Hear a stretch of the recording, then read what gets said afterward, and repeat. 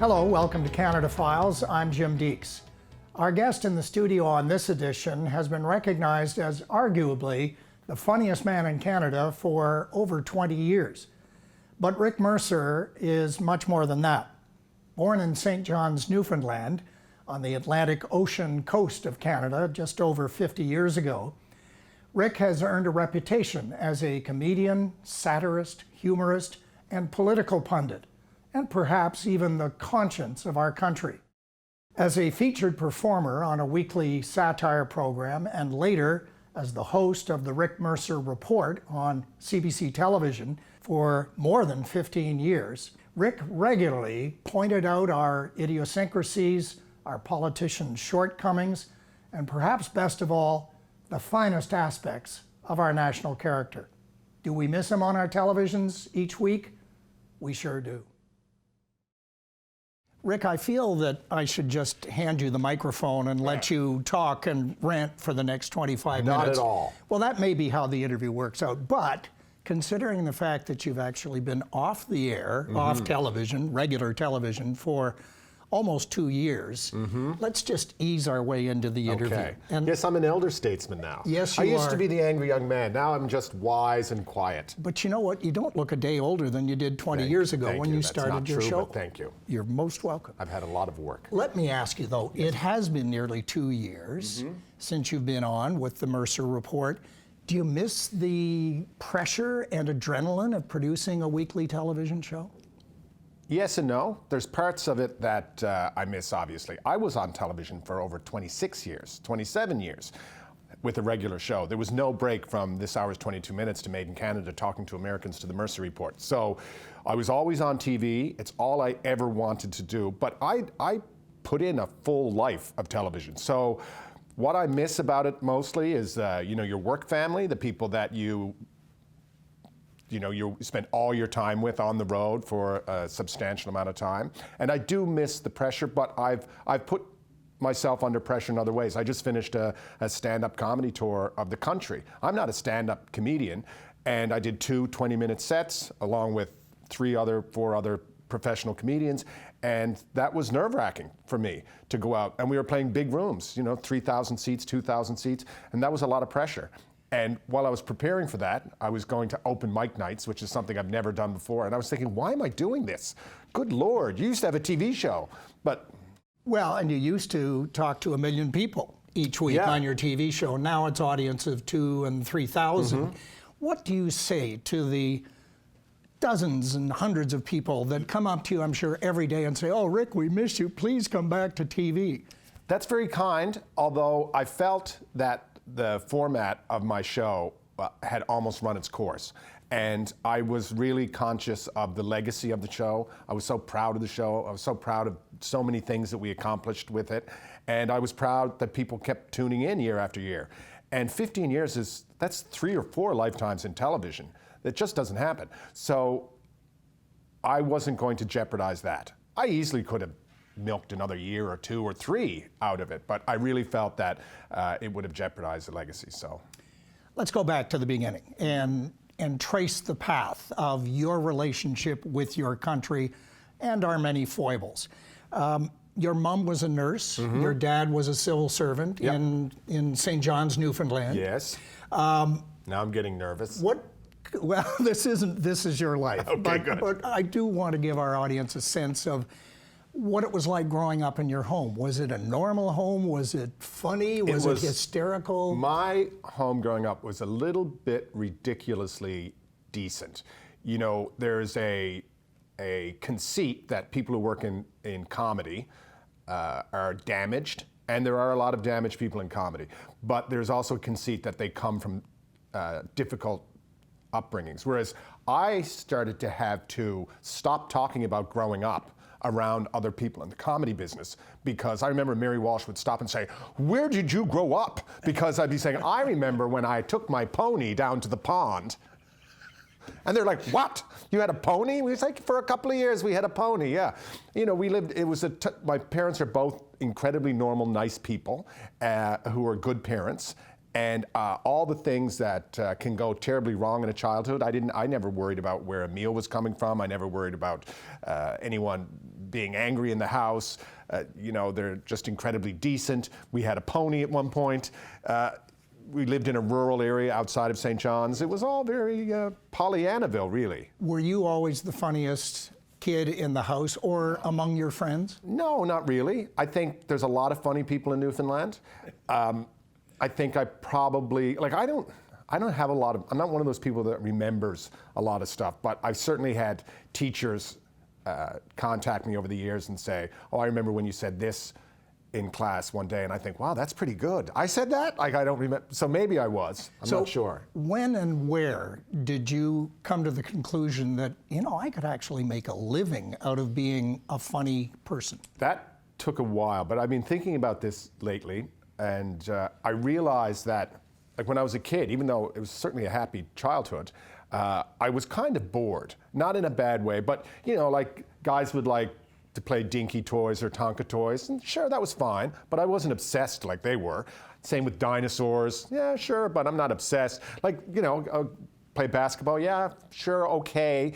And then I can remember being in grade 3, and then we're all here, brought together in a room and put on the floor, and then there's some little play was put on with a bunch of older people that showed up in a van. And I was like, oh my God. And then suddenly it was like, that should be me up there. And I basically, when they called for volunteers, I basically trampled children to get to the front.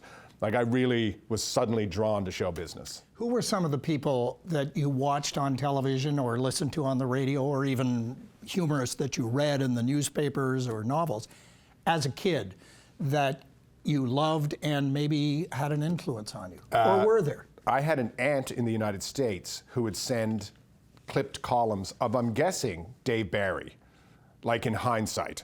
And they were just the funny columns. And I was very young when I would read those. And that fascinated me, that someone could just have a column with interesting, amusing notions about what's going on in their life.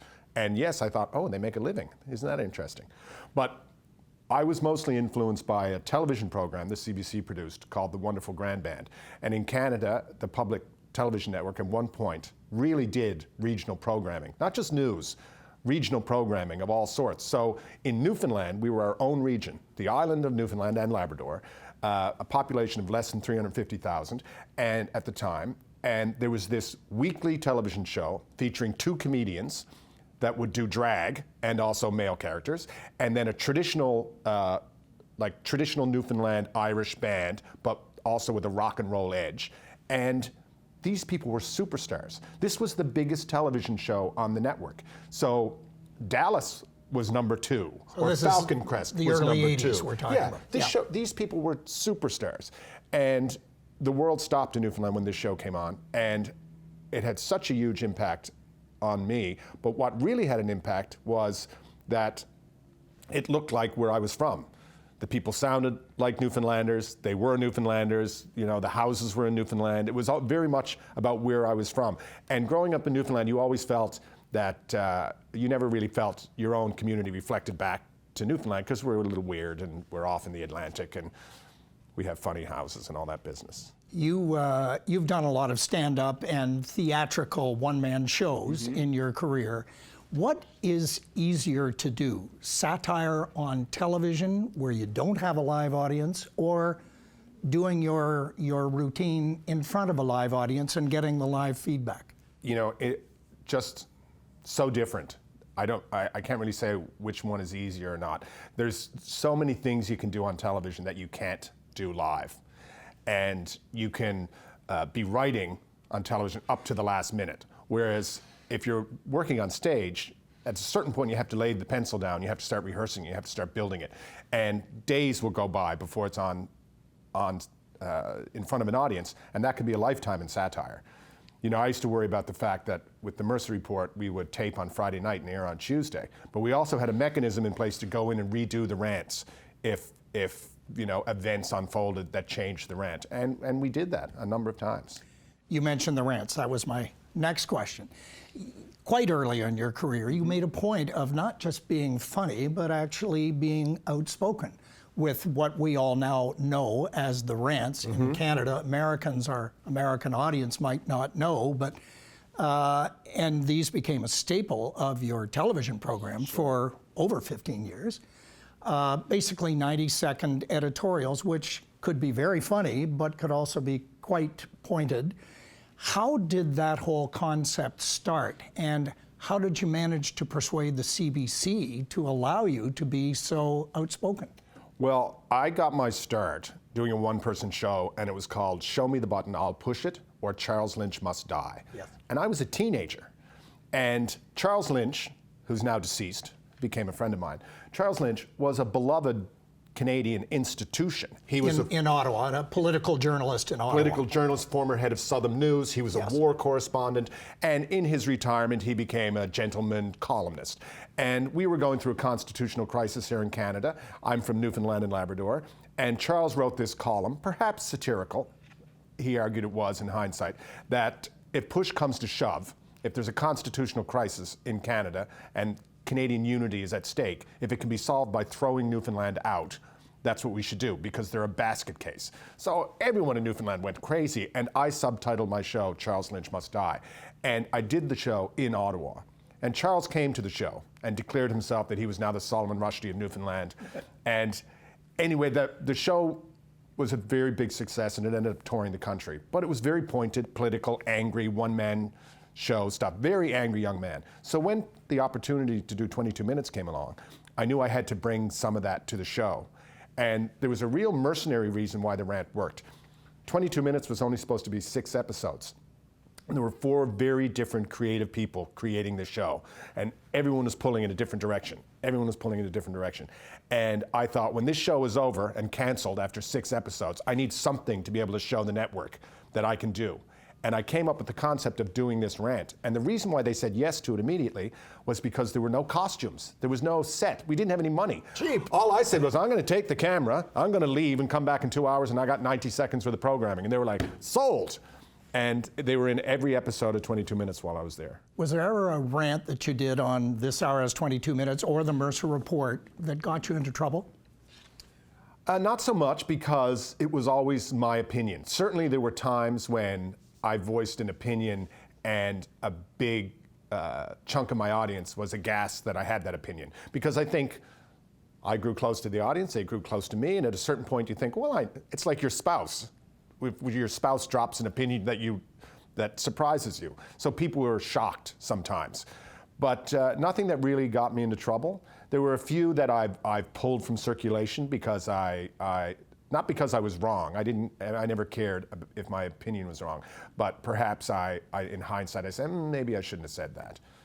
You actually have put your last book. It's called Final Report, and this is sort of a compendium of your best rants. And so there's a plug for you. Thank you very much. Hopefully this will now sell millions of copies on both sides of the border. You did a regular feature on both This Hour Has 22 Minutes and then later on a separate program called Talking to Americans, in which you famously, in the United States, would talk to people on the street, but you actually talked to important people like governors, senators, and the President of the United States, asking what Canadians would understand were totally dumb and made up questions, but the Americans didn't. Do you now want to take this opportunity to apologize to any of them? I should apologize, because when I was making that segment, I used to justify it in my head by saying, these people will never see this. This will be on the public broadcaster in Canada. It will air once and then it's gone. How is anyone in Iowa going to see this? Now, of course, many years later, it's on YouTube, but this was before YouTube existed. It was a wildly popular segment. It was made out of desperation. I was on location in Washington, D.C. one day, and it just kind of happened. I was doing streeters on the street, and I started talking about a prime minister that didn't exist and a summit that didn't exist, and people were so polite, they just went with it. And it was a very funny segment. And it was the original kind of Canadian-US joke when the Americans show up at the border in July saying, where's the ski hill? Right. It's the original joke. And I just kept doing that joke over and over again. The first time the segment aired, and it was obvious that it had really struck a nerve, my father called me and said, I saw that. Promise me you'll never do that ever again. He thought it was terrible, terrible taste. But it was all in good fun. It really was. And ultimately, Canadians understand. We know everything about the United States because we get the American channels, we get the American pop music, we get the American, it's a behemoth. Of course we know everything. And likewise, Americans don't know anything about Canada because we're tiny compared to them. Not physically, but just in terms of population. When Ted Koppel did a piece on Talking to Americans and Good Morning America, and they all did the same thing. They all sent crews to Canada to do Talking to Canadians, to turn the tables. But they went out on the streets of Toronto and they were like, so the President of the United States, John Wayne, is visiting Ottawa this week. And everyone went, no, the President of the United States is not John Wayne, and if the President was here, we would know about it. And they're like, wow, they know everything about us. It sounds like wah, wah, wah. Yeah. Another very popular segment of your shows was when you would show up in the most unlikely places, whether it was a potato chip factory in New Brunswick or the bowels of the Air Canada Centre here in Toronto, the hockey arena. And basically, you would spend the next 5 minutes getting in the way as you would explain how these places worked. Mm-hmm. They were very, very funny. Do you have some favorite experiences? You probably did 250 of these, but I've done everything. You have. I sat in a plane one day, and there was a gentleman next to me. And sometimes people open up to you, and I'm one of those people, sometimes people tell things to. This gentleman had had a near-death experience. He indicated to me that he probably didn't have a long time to live, 4 or 5 years. And he had literally retired, cashed out, and was going to work through a bucket list. I had never met anyone who actually had this notion. It seemed to me like the type of thing that people write books about but don't really do. He started telling me things he wanted to do before he died.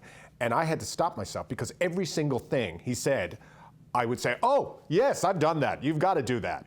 Oh, flying a fighter jet. Oh, I've done that twice. You've got to do that. Oh, and it just went on, and then I thought, stop, Rick, because you've literally done everything on this man's bucket list. So there's very little I haven't done. There's very little I haven't driven, from a combine harvester to a hovercraft to everything. And it was a great privilege. And you say I got in the way. I did sometimes get in the way, but I always tried my best. Literally, and I always celebrated them. I didn't go and make fun of farmers or the women who were working in that potato chip factory. No. Like, the idea was to celebrate them, show people what they did, and make them look great. And that's why the show is a success, I think. Yes, I had rock stars. Yes, I had prime ministers. But more importantly, I had fishermen and farmers. You did. And they were great segments. They always look great. We had Peter Mansbridge on Canada Files recently, and after the interview, I mentioned to him that we were having Rick Mercer on as a guest, and he said, Rick is a fabulous guy, but you know what? I think Rick would really rather be a serious political commentator than a comedian. Is he right? Well, I got to do both. Like, I was very lucky with the rants.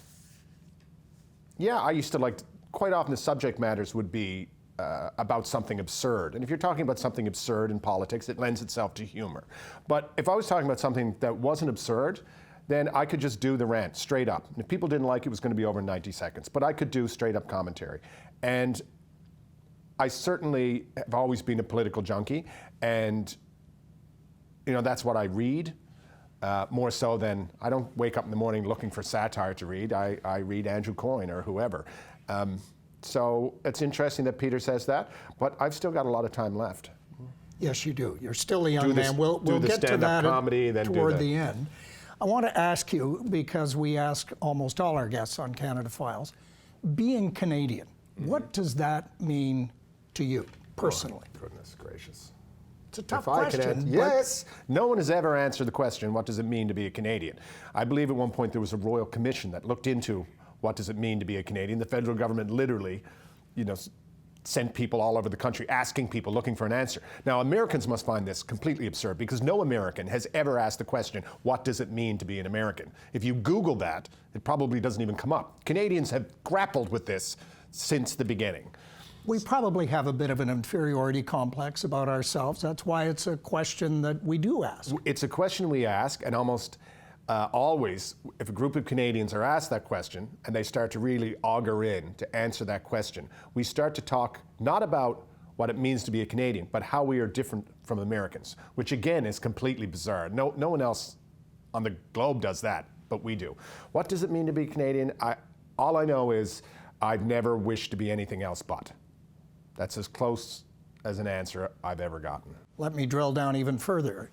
To be a Newfoundlander, what does that mean to you? Is it something you wear on your sleeve? Sure. Everyone from Newfoundland is informed by the fact that they grew up in Newfoundland. It's, for starters, uniformly, everyone who grew up in Newfoundland wants to be in Newfoundland. Like, I can count on one hand the number of people from Newfoundland that I've met who don't live in Newfoundland and don't want to be there. They all want to be there.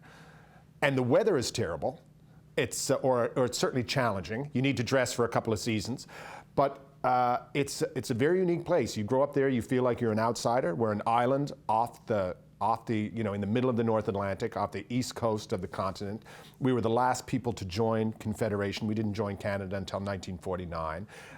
For most of my lifetime, we were written off as an economic basket case, which is why people like Charles Lynch would say, "Oh, we should just get rid of them. Who cares?" We were like the poor cousins, but we had a real outsider's view and an outsider's perspective. And so everything that we saw on television, whether it came from Canada or the United States, just didn't feel like home. Everything is a little bit different in Newfoundland. People are funny, they're Irish people. Well, are Newfoundlanders funnier than the rest of Canadians? Newfoundlanders certainly put an emphasis on being funny. I saw a fellow do a TED Talk, or it was on television, he was talking about how to get that job and rules. And one of the most important rules was do not endeavor to be funny in the interview. And I thought, well, then you wouldn't get hired in Newfoundland. They're not going to hire the two candidates. One was funny, one wasn't. Well, obviously we're going to hire the funny one. You've won many Gemini Awards, which is the Canadian Emmy. You've been given a number of honorary university degrees. You've worked with many charities. You wear the Order of Canada insignia on your lapel. What's the greatest honor that you've received in a long career? I think the Order of Canada, certainly, because that was something that literally came out of the blue.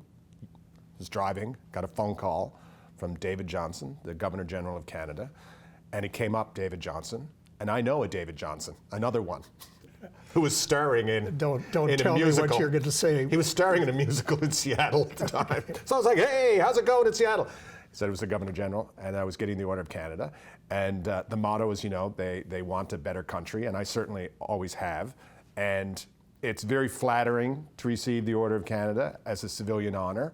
And you go, and the people that you're honored with are such tremendous individuals. Like, I'm at the showbiz table, which is great, but there's people that have, they've helped, they've developed a cancer treatment for children, or they've restored a village, or they invented something that might save lakes. I mean, people who have give tremendous contributions. So to be even in the room is a huge honor. The other highlight of my career was I got the key to my hometown, Outer Cove, Middle Cove, Logie Bay, and my parents came. They never go to anything, but they came to that. And all these people I grew up with were there, and was in the local elementary school, in the gymnasium. And, the local kids, like in the grade 3 class, made a presentation. It was all very, very nice. And it was a big deal. It was like nothing I ever imagined growing up that something like that would happen. So you're still a young man, and you're busy. I mean, it's not as though you've gone to a rocking chair and decided, okay, that's it for my career. Do you see yourself getting back into a television situation, or are you happy just doing the sort of scattered live events that you're doing? Yeah, I do like doing the live stuff. I'll host New Year's Eve on the CBC for all of Canada again this year. That's something I like. I've hosted Canada Day celebrations, all those kinds of things. In terms of getting back on television, once someone figures out what television is now, then I might have an answer. But I don't have the same desire to be on a network at 8 o'clock in a primetime hit that drove me forever. And it kept me going to work for 15 years. Sitting in a room like this, talking to an interesting person is a lot more appealing right now. So I just have to figure out what it is I'd like to do. I'm very fortunate. I could pretty much do anything right now, or at least they'd give me a shot at it. Well, you've got at least 30 years to go, so Well, that's very I'm kind. sure you'll figure it out at some point. Thank you. Rick, it's been delightful. Thank you so much. You are one of the most popular people in Canada, and it's been a real pleasure to have you on Canada Files. Thank you. Thanks. Cheers. Cheers. And thank you so much for watching. We'll see you on the next episode. Take care.